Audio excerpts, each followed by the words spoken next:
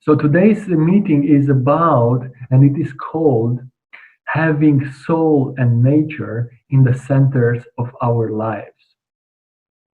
And I just want to, before getting deeper into the topic, maybe a few practical things. Probably you're already familiar, but there is a chat option. So please write your comments or questions, because towards the end of the webinar, we will gather and discuss some questions. So please write them over there. Yeah, and from time to time, I will check with you to see if you're still with me and if you can still hear me. The webinar will be recorded and will be available after a few days after this summit, so you can go back to the information that will be shared today and in the other webinars and to listen it again and again. Okay, good. So this event, so the webinar is based on a book and on a concept, the Ecocentric Developmental Wheel. And I have prepared a long presentation, many slides, because we see that in this way the technology allow us to also use the visuals, so they can add more value to our presentation. So I will now make and do the share screen, and then we will start. So just a few seconds to do this. Okay.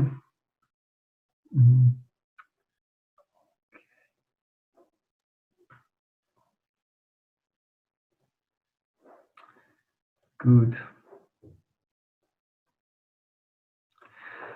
All right. Can you see the screen? All good? Great. So, having soul and nature in the center of our lives. I have to tell you that it will be an intense presentation with lots of information. You may get lost from time to time with the information, with the slides, but don't worry about this. If it's happening, don't worry. As we told you, you'll have the recording, so you can return to this. And moving on, I want to tell you that this presentation, this model, is based on this book, on nature and the human soul. It's a book written by the American psychologist and wilderness guide Bill Plotkin. And I have this book with me here. This is the book, and as you can see, it's really a thick book, 500 pages. And I will try to present you the essence of this book in 1 hour. So it's a struggle, but let's see what would be the result. Okay, so here we go. There are 3 dimensions that I want to tell you about, and that are, in a way, this model, this theory, these concepts that I will present you and tell you about are based on 3 dimensions.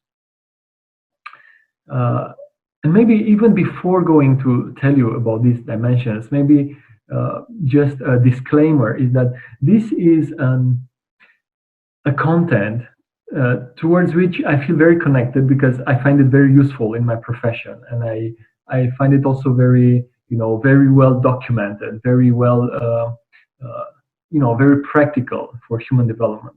But it's a model, so take from this presentation what resonates with you. Don't take it as the ultimate truth or the only truth.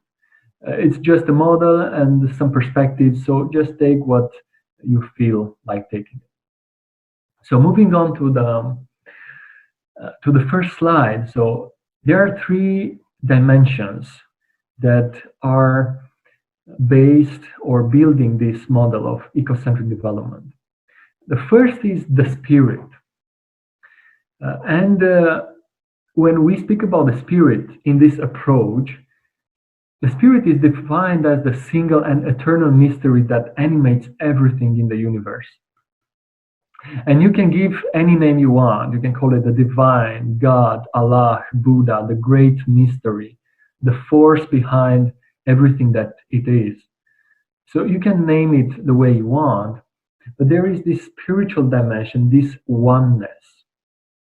And when we speak about this dimension, we can call it the upper world. The second dimension is the ego.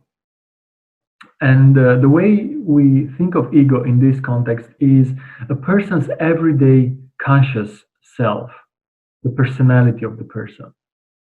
For example, in this moment, in this interaction, I am living, experiencing life from my ego, listening information, interacting with other people, being in front of a screen, and so on. So I'm in my ego, in my everyday consciousness. And this is the middle world. The third dimension is the soul. And Bill Plotkin has a unique, a particular way of understanding soul. And he calls soul as a thing's ultimate place in the world. So the place, the role of each thing in the web of life. It's not only about humans, but it's also about natural elements, animals and plants, and also humans. So in this perspective, everything in the universe, everything on the earth is animate, has a soul. And more particular to about humans, the soul of a human is the psycho-ecological niche that we as humans are meant to occupy in the great web of life. It can be defined also as the sacred image, or the genius, or the seed in each person, that we come in this life with a sacred image, a seed about our sacred destiny, or the deep structure of our psyche. And this is called the underworld. Okay? And these three are states of consciousness. For example, I can be in my ego dimension, in my ego consciousness in this very moment. I'm speaking, I'm listening, I'm trying to present some ideas.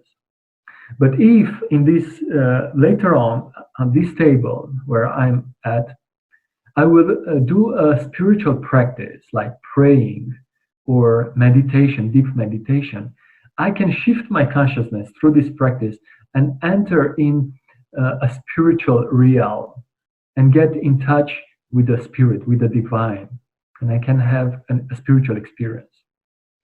But if in the same place I am doing a soul craft practice, it can be maybe symbolic artwork, or maybe a deep imagery process in which I go deep inside my psyche through my imagination. I can have an underworld experience, underworld shift of consciousness.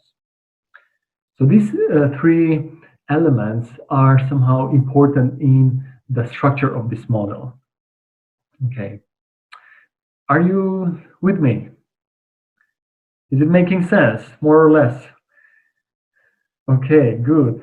It may not make sense because maybe these concepts are quite abstract from time to time, but as I told you, just take what resonates with you. Okay. And let's see how these elements, these dimensions are present in our society, in our modern society. And we discussed in the first webinar, which took place Monday, that we live in a rather fragmented world, rather fragmented society, based on industrial needs, on consumerism, fast living, which is nowadays, affecting the environment. And let's have a look on how these three elements, and especially how soul is found and experienced in the modern society. And I found this drawing, and probably you are familiar with this kind of drawing that, we as humans, or most of us, experience this kind of journey in life. People are born, they go to school, and then after school they go find a job, and then make a family, and then life is over. So this kind of pattern, this standardized journey through life, it's quite common in most of people that live in the modern industrial society.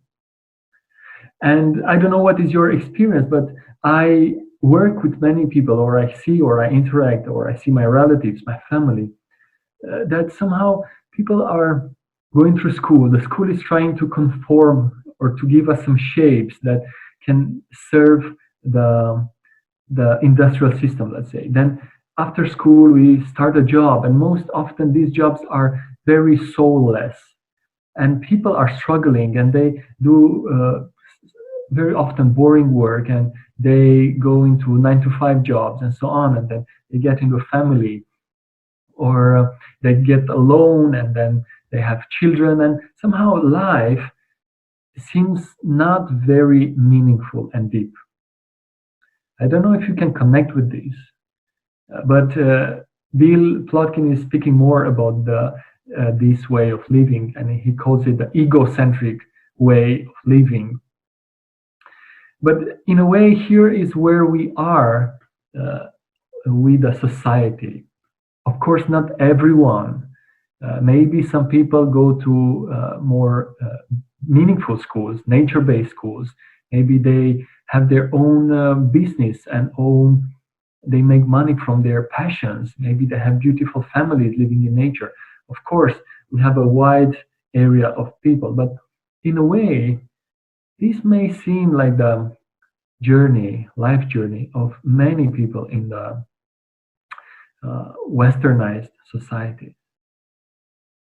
Okay, and this brings the question what we can do and how can we move beyond this production line, this line of standardized living. How can we move beyond this and step into a life that has soul and nature at its center? This is what we are going to discuss today, how we can do this. And a very useful practice that can give some clues to this question and can give us closer to our soul is poetry, and more specifically soul poetry. So I want to read you a poem that from my perspective speaks a lot of important things about today's topics. Okay? And the poem, it's called What to Remember When Waking by David White.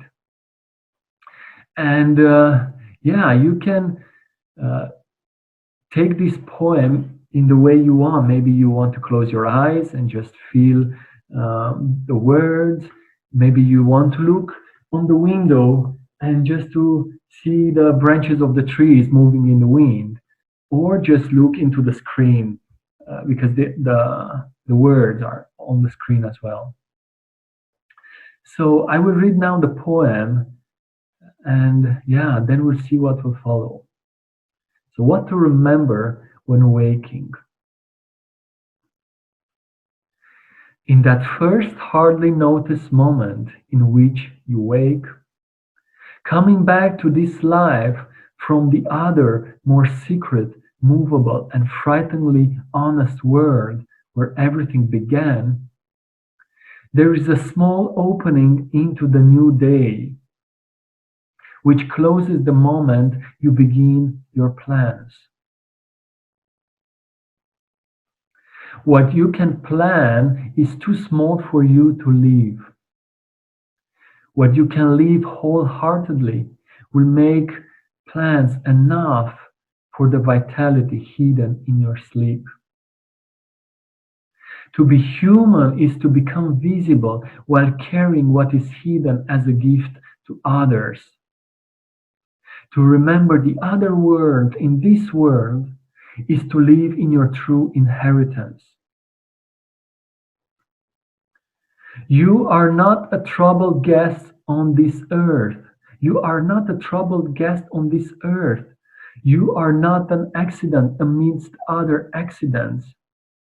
You were invited from another and greater night than the one from which you have just emerged. Now, looking through the slanting light of the morning window towards the mountain presence of everything that can be, what urgency calls you to your one love? What shape waits in the seed of you to grow and spread its branches against a future sky? Is it waiting in the fertile sea, in the trees beyond the house, in the life you can imagine for yourself, in the open and lovely white page on the writing desk?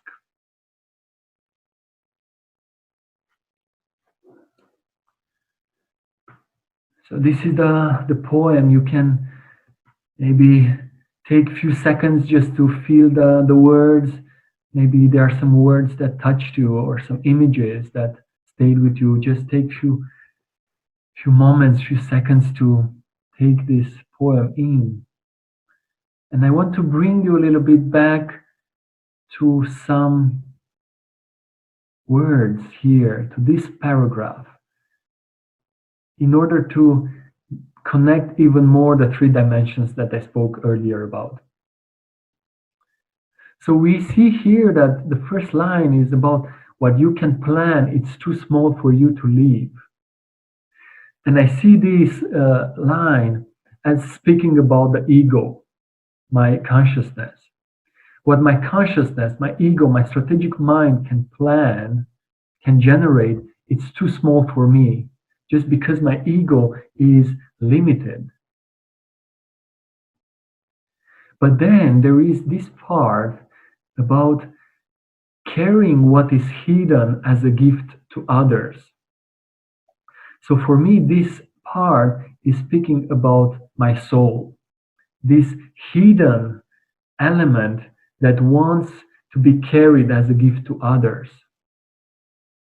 And my gift is unique, it's only my gift, and it's hidden inside of me. And then this line, to remember the other world in this world, speaks to me about the spirit, about the great world from which we all come into being in this world. So I see in these lines, in these words, the reflection of these three dimensions that I spoken earlier.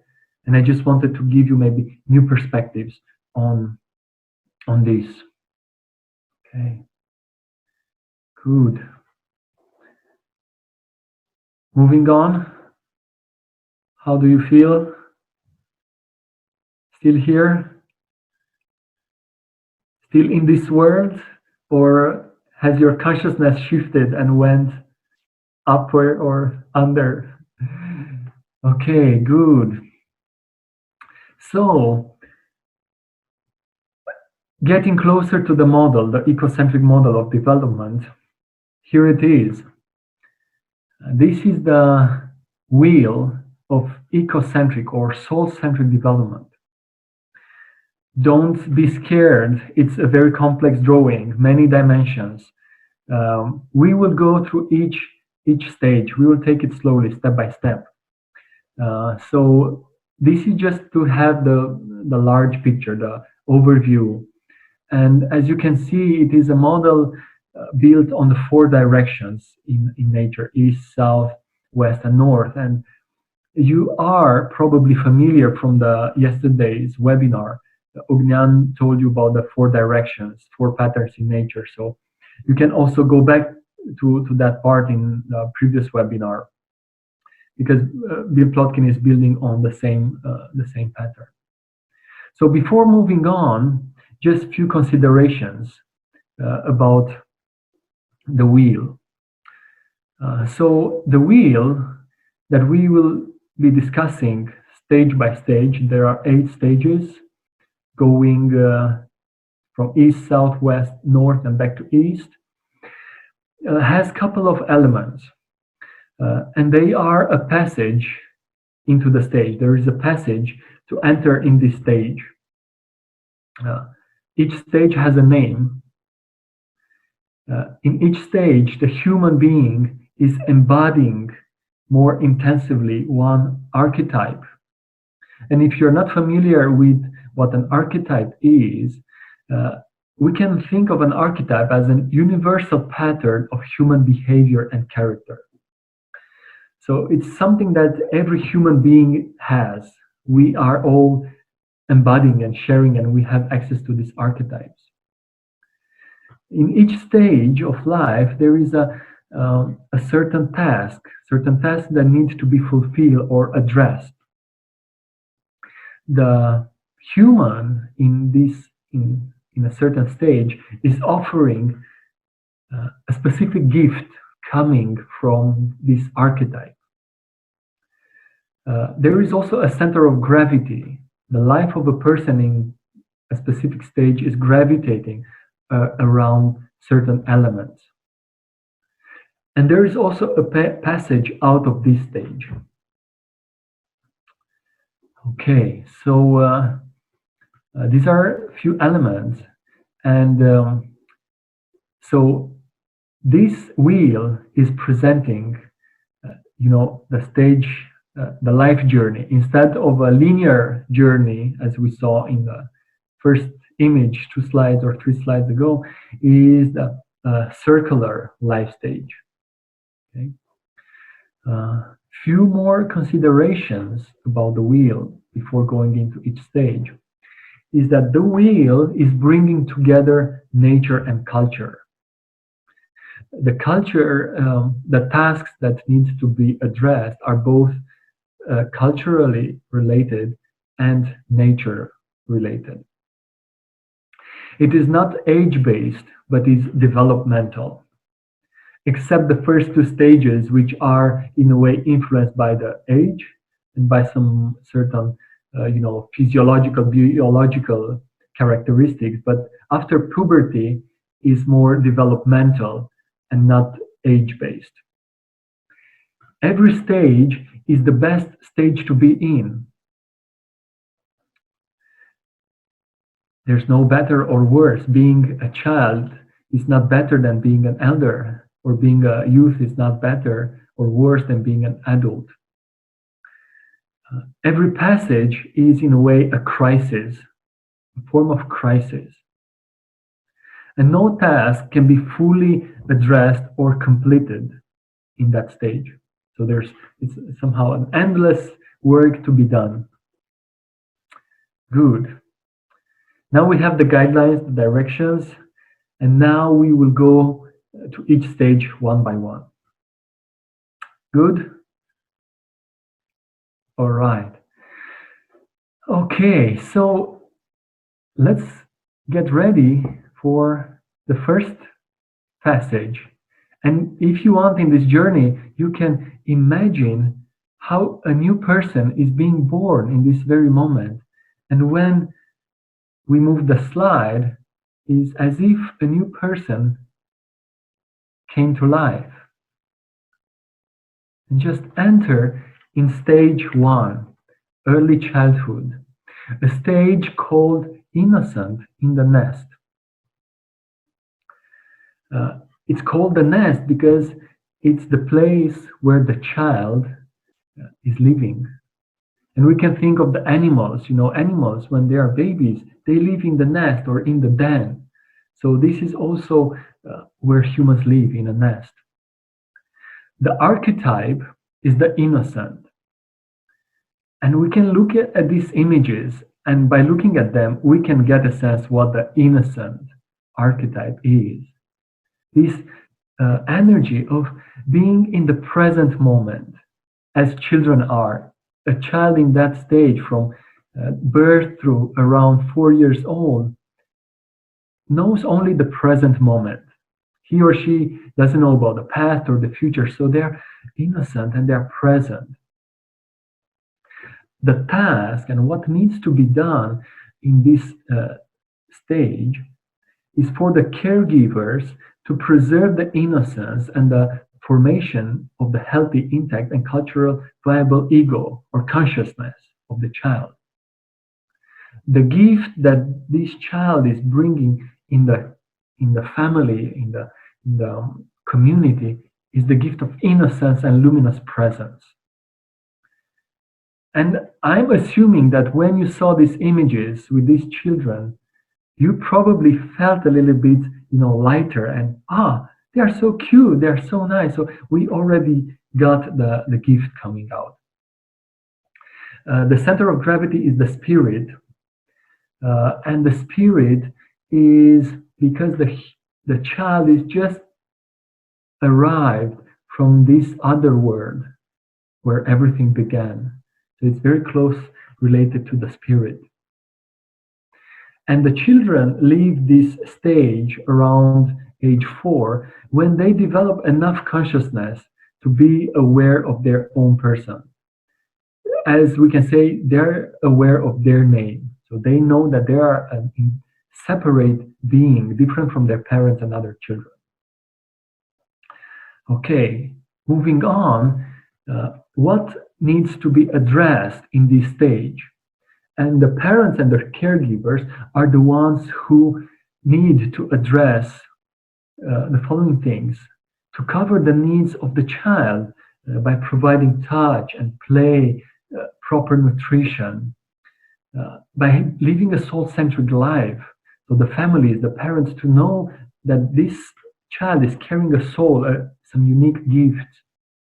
It's also important not to force learning in this stage of life, and just to allow the children to learn on their own pace and rhythm. It's important to set technology aside and to keep them far from technology until school years. It would be great to have no TV. It would be great to have a lifestyle that allows as much time as possible to spend with these children. And would be even better if these children would grow close to nature. So by following these principles, these ways of being, the child can develop this innocence and a healthy consciousness. Of course, no one is perfect. No parent can do perfectly. It's, no one can do this perfectly. But at least we can, try to give the best that we can do. All right, moving on to the next stage.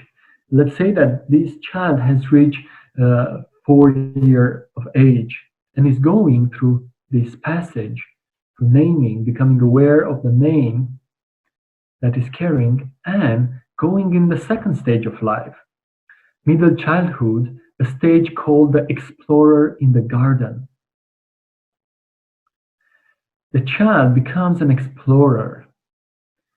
And if we think of children that are between 4 and before puberty, we know how much they love to ask questions, how much they love to play, to explore, to play with the bugs, to play with mud, with leaves, to just discover the world, to be explorers. And somehow the environment around them is becoming the garden where they get to discover on one side the natural world, and at the same time their place in it, and their place in their connected with their families and culture. The gift that a child is bringing in this stage is the wonder, to be in wonder. What is that? Why the birds do like this? Why is that? And why is that? Why is this and why is that? So, and this is a gift. It's a gift for the caregivers, for the parents, for the grandparents, just to, be around children with this gift. The center of gravity is shifting, is moving, and the life of the child is gravitating around the family and nature. And this stage is ending when puberty arrives, around 12, 13 years, depending on, the biology, the physiology of each child. Something more about the tasks, because the tasks are really important in this model, in this ecocentric model. is that there are two dimensions for this task. One is to discover the enchantment of the natural world, to discover the wild nature, to discover the human body, the imagination, the emotions. So the outer nature and the human nature. So this is the natural dimension. And then there's the cultural dimension for the child to learn the social practices, values, knowledge, history, mythology, cosmology of one's family and culture, as becoming more fully member of the extended family and the village. How specifically this can be done is, these are few examples, like long walks in nature with parents, free play in nature, for the children to see, hear, touch natural elements, contact with wild animals in their natural environment, and not in the zoo. Don't bring children to the zoo. Yeah, intergenerational contact with relatives, to hear stories from elders, from grandparents, and so on. So these are all equally important to develop and to achieve these tasks. Okay, good. And just a short check-in. Is it making more sense now? Do you see the connections with the stages, with the elements of the stage? Okay, good, good. If you have questions, just write them on your notebook and later on write them in the chat so we will have time to discuss them. Okay, guess what is happening now? The child has reached 12, 13 years old, a big crisis, puberty, and we know what's happening, big changes, physical changes, mental, emotional changes. People, children transform a lot, and it is in a way a period, it's a crisis for them, for their families, for their teachers, and so on. And through this passage, the person, the human, is entering in stage 3, early adolescence, a stage called the thespian at the oasis. So a little clarification about the oasis and the thespian. We can see the thespian. This is a not very popular word. It's coming from Greek, ancient Greek, and it means in a way actor, actress. So in this stage, the person is in a way embodying the archetype of the thespian, of the actor, that is trying different roles, that is trying different costumes. And he's doing this in a symbolic oasis.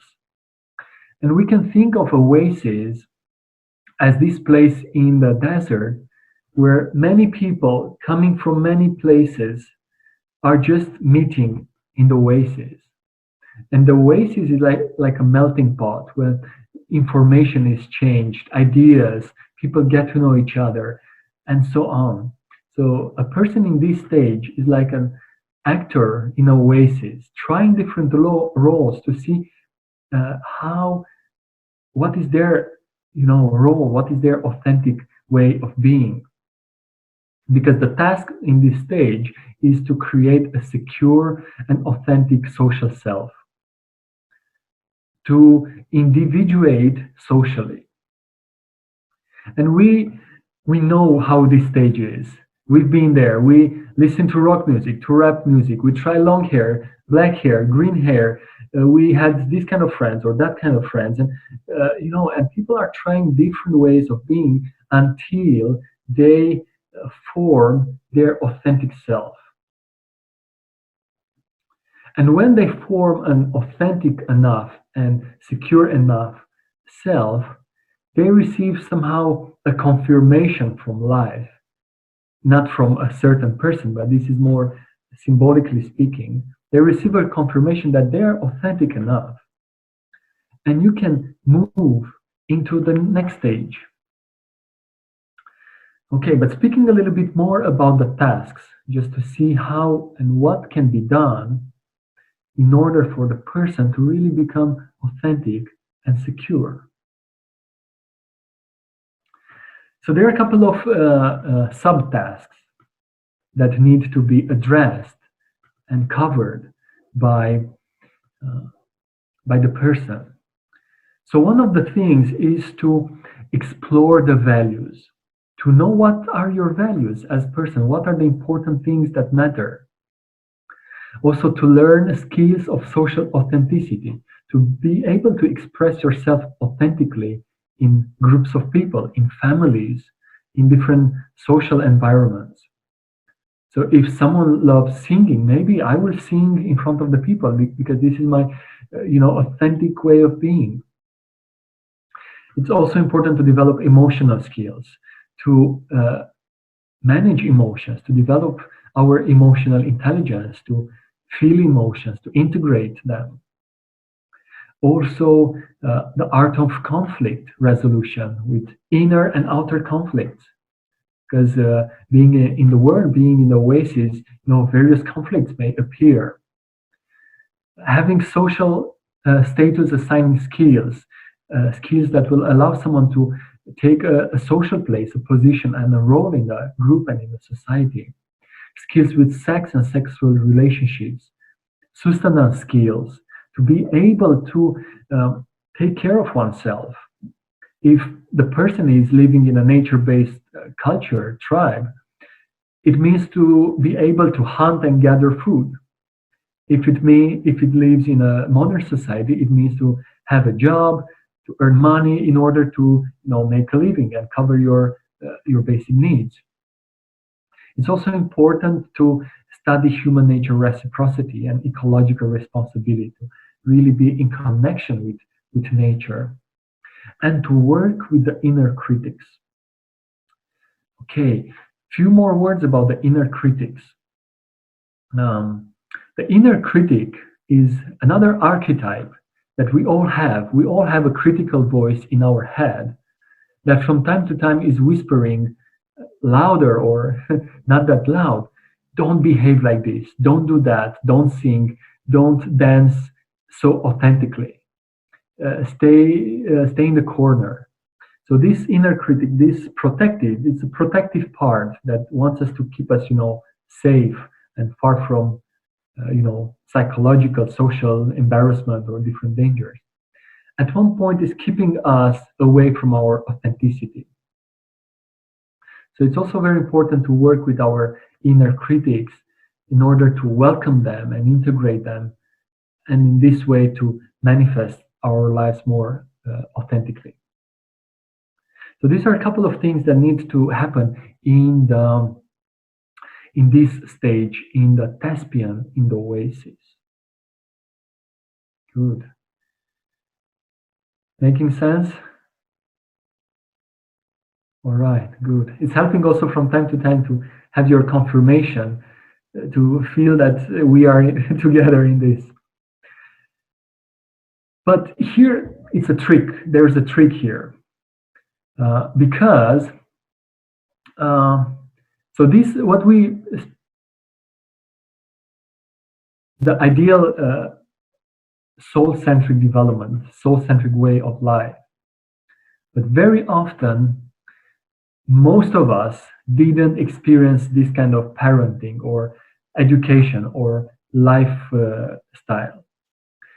So many people find themselves disconnected from nature. And we saw yesterday in what Ognian told you about the nature deficit disorder. We become disconnected from, many people become disconnected from nature, from themselves, and from the world.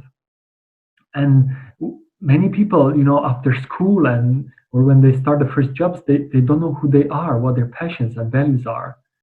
Society doesn't support them either and tells them, okay, conform and just follow the social norms, go to the shopping mall, have this kind of job, and so on. So very often, most of the people, Bill Plotkin is saying that 70% of the people get stuck in stage 3 because they simply didn't develop this authentic, secure self, this authentic, secure self. So they get stuck in this adolescent mindset, consciousness, and they can move on and go on for many years ahead. And a good example is just to look to the leaders, the politicians that lead the world, how selfish, and sometimes they behave as teenagers, and they are so disconnected from the earth. But there are good news. We can address the development deficits from earlier stages later in life. So it doesn't matter if we grew up in a block surrounded by other flats with concrete streets. We can develop ourselves later in life. And here are a couple of things. We can address the developmental tasks of stage 1 and develop our capacity for innocence and luminous presence later in life through meditation, contemplative practices, Tai Chi, yoga, Qigong, solitude in nature, art, spending time with infants, with toddlers, and playing with them, entering social occasions with no expectations and curiosity. These are a couple of practices that will allow us to step into our innocent archetype and get in touch and cultivate our innocence and luminous presence. So, and in this way, we grow our capacities. Addressing developmental tasks of stage 2 later in life in order to develop our capacity for wonder and exploration. We can spend time with the pre-pubertal child in wild places. Go exploring with a 7-year-old child in a forest and wonder like he does. We can become a naturalist, visit nature, learn about nature elements, talk to a tree, climb a tree, become a gardener with emphasis on wonder and play. We can read a book on universe story, play childhood games, or do something new for the first time. And by doing this, we connect and manifest our explorer energy, explorer archetype. And of course, doing the tasks of stage 3 and so on, and then experiencing the eco-awakening moment. And I'm referring again to the yesterday's webinar, in which Bogdan told you about eco-awakening more into details. And it's that moment when the person is becoming aware that he or she is member in the earth community, that the clouds and the stones and the trees are my friends, my cousins, my relatives. And this is also important to experience in stage 3 in order to move on into the next stage. And when enough authenticity is developed, and when I have enough resources to be secured in my life, there is another threshold, there's another passage that is calling me and inviting me.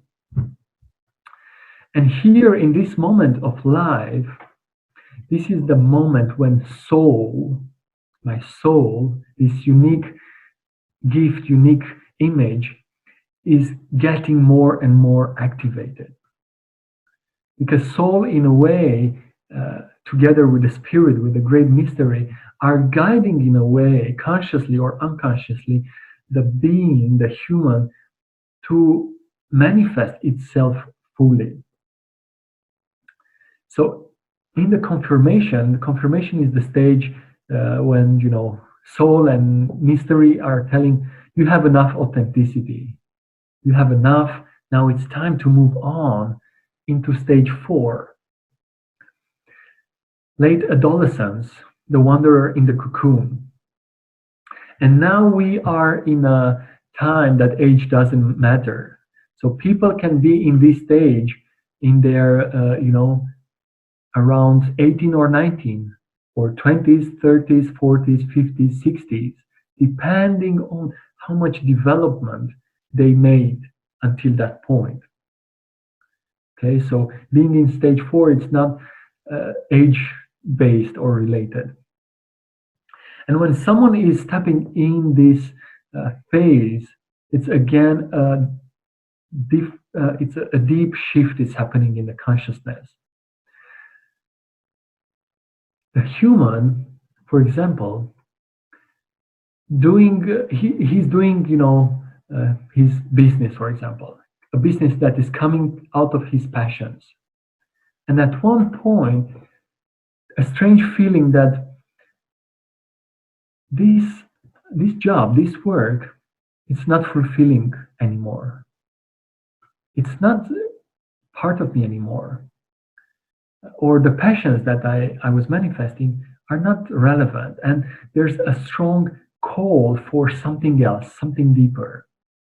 It's because the wanderer is wakening up and the soul is coming more into first row. And the wanderer, what needs to do in this phase is to leave home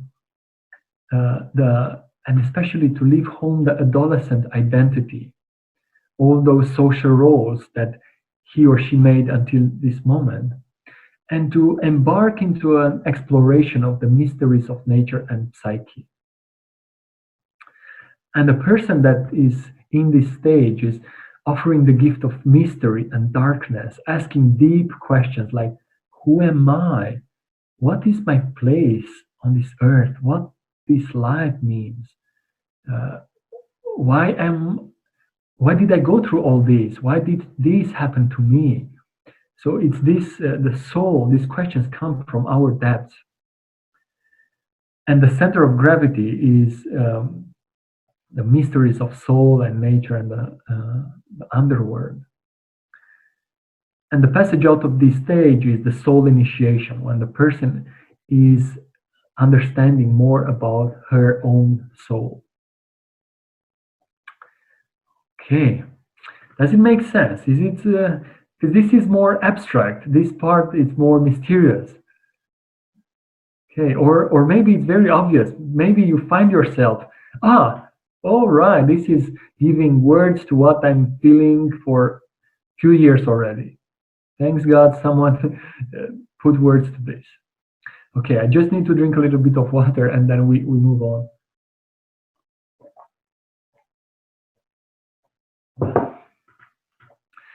Okay, so more details about the tasks, what needs to happen.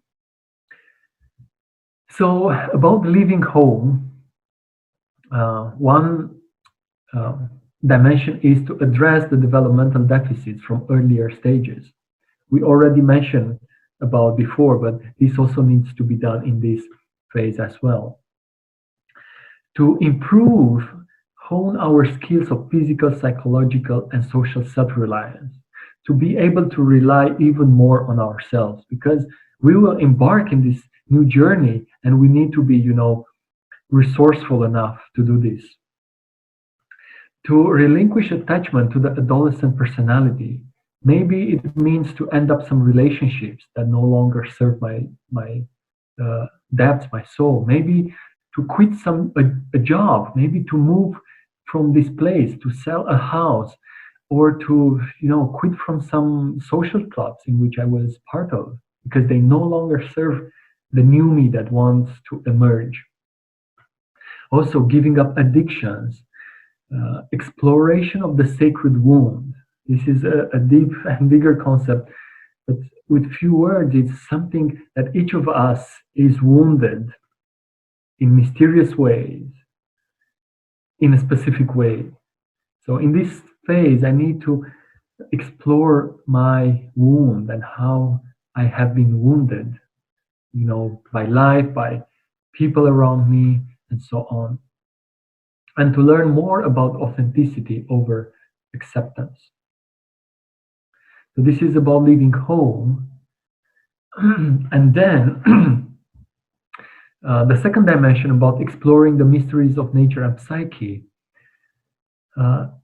It means to work with the soulcraft skills like dream work, the way of counsel, self-design ceremonies, dialogues, communication with the natural world, deep imagery, soul poetry, symbolic artwork, fasting, trekking. All, all these things and skills will allow me to explore this sacred image that I have received when I was born. And some practices that will cultivate a soulful relationship to life is the art of solitude, wandering in nature, shadow work, romance, mindfulness, developing the four dimensions of our wholeness are the four dimensions that Bogdan told you about in yesterday's webinar, and a personal relationship with spirit. And doing all these things at one point, if the wanderer is guided by people who went through these processes, will find himself or herself like here, facing the universe, alone in the nature, asking the question, who am I and how to live my life? And at one point in this journey, doing all these processes, the person will encounter the soul and will discover some things about the unique way of being in the world, about the true place. And the soul speaks in metaphors, in symbols. And here are some images that can give some clues about someone's souls. And for example, here, this is referring to Bill Plotkin's soul encounter. He's describing it in the book. He was somehow received the image of being a cocoon weaver, someone who's weaving cocoons of transformation. This is not a job, not a job description, but it's more a metaphor that you need to explore or to manifest. Someone might be, the one who is feeling the heart of the earth and the heart of the humans and opening the hearts of people. Someone may be one who is talking to the earth with the hands and speaking with the universe through the hair. Doesn't have to make sense to the ego, through our consciousness, but it's a metaphor that is very rich in symbols and energies. Okay, and when the person gathers enough details about her soul and is proactively decided, okay, I'm gonna follow this image and I'm gonna do it. I'm gonna live my life with this image in my center, in the center of my life, is going through a passage that is called soul initiation. And the person is initiated by the soul and embodying in this way the soul in the culture. Therefore, entering in stage 5, early adulthood, a stage called the soul apprentice at the wellspring. And from this moment on, I will just briefly present you the four stages that are left, because the most relevant for our work are the first 4 stages. So I will just go briefly through the next stages. So in this stage, the person is bringing back with her the soul images and is learning delivery systems for embodying soul in culture, in the village where he or she belongs, and then also doing further explorations of the soul image. The gift that is bringing is visionary action, hope, and inspiration. And they are attracted by the cultural depths. Speaking more practically, Bill Plotkin, when he returned with this vision, he started learning how to be a vision quest guide. He learned how to weave cocoons of transformations. He developed a practice of psychotherapy that was coming from this image. He began learning how to make wilderness and nature-based programs. So this is what the person is doing in this life stage. When the person masters one or more delivery systems, which may take years, couple of good years, when the person is mastering, it's going through the induction passage and is going into the next stage, stage 6, late adulthood, called the artisan in the wild orchard. And in this stage, the person is becoming an artisan and is creating and implementing innovative delivery systems for soul. Basically, is learning, how to deliver his soul image in a unique way. And at the same time is cultivating even more his wholeness, the four-dimensional self. The gift that is bringing are the seeds of cultural renaissance. And what he's giving is perceived as an art form. And I can use this book as an innovative delivery system that Bill Plotkin offered after, when he reached this stage, because this model is new, is never before seen, that he offered in an innovative way. But there are different examples. Maybe someone art form can be, a certain kind of music, or to create and develop a community, or to build a school, a unique, innovative school. So there can be many ways of doing this. Okay, and the passage out of this stage is crowning. Crowning is the moment, the peak moment of mastery, of service that the person is doing from his or her soul. And through the crowning is entering stage 7, early elderhood, and is becoming a master in the grove of elders. And for me, these two images speak so well about the role of a master in the grove of elders. Because a person in this stage has the task of caring for the soul of the more than human community. And also to care and mentor the people that are in the earlier stages. To preserve the innocence of the children and wandering, to guide thespians and wanderers in their process of becoming fully authentic and finding their souls, and supporting the adults to manifest themselves more fully.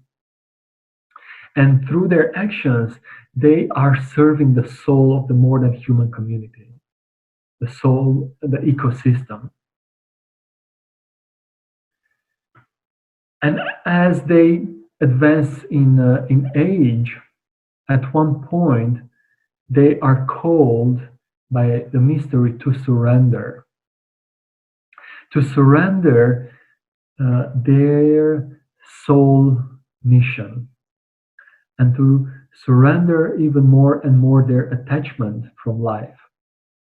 And in this way, they enter in stage 8, late elderhood, the sage in the mountain cave. And from this stage, in this place, their role is to tend the universe and to share wisdom, a wisdom that is coming from far away dimensions, from the universe, from the souls, from the earth intelligence. And they're sharing this wisdom and mentoring others in their journeys. And with the time, they also prepare for death. Death, which is the the final threshold. So this is the last stage, and through this presentation we went through all these 8 stages of ecocentric or soul-centric development, and we could see how life can look like if is having soul and nature as the center. What is really important is the ideal community is the community that has people from all these stages. Nowadays we have, in the modern industrial egocentric societies, we have a large majority of adolescents, of teenagers in bodies, in forms of adults. So it's really important to turn more towards soul and nature, and to look for the wisdom shared in these kind of models and practices in order to follow as much as we can a journey of soul and nature. Right, almost 1 hour of presentation. I hope you're still alive and still able to be focused. A few more slides just to bring a little bit more image and creativity. If you want to see the wheel with different forms and symbols, maybe a wheel that has more innocence in it. And I will now end my presentation with few lines, and then we can open the conversation for questions. So what I want to say is this question from the first poem: what shape waits in the seed of you to grow and spread its branches against a future sky? This is a question that I'm hoping you will take it and stay with it to see what waits in the seed of you. Thank you so much for listening, for taking notes, for being present. Wow, thank you.